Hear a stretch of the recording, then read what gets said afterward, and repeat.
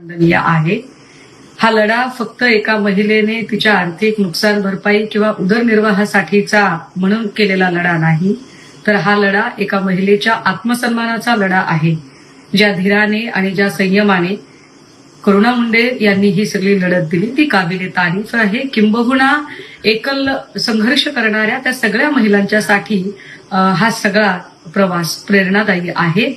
राहिला प्रश्न या सगळ्या संबंधाने धनंजय मुंडे यांचा राजीनामा मागण्याचा, मला असं वाटतं की या सगळ्या घटना, या सगळ्या घडामोडींनी देवेंद्र फडणवीसजीही अवगत होते आणि जे अत्यंत निकामी आणि निरुपयोगी ठरलेला महिला आयोग आहे ही सगळीच मंडळी अवगत होती। मग त्यांना सगळ्या कल्पना असताना त्यांनी मंत्रिमंडळात सामावून का घेतलं आणि या संबंधाने सगळा निर्णय घेण्याचा अधिकार देवेंद्रजींनाच असताना ते कानावर हात का ठेवत आहेत हा खरा कळीचा मुद्दा आहे आणि यावर देवेंद्र फडणवीसांकडून स्पष्टीकरण येणं जास्त गरजेचं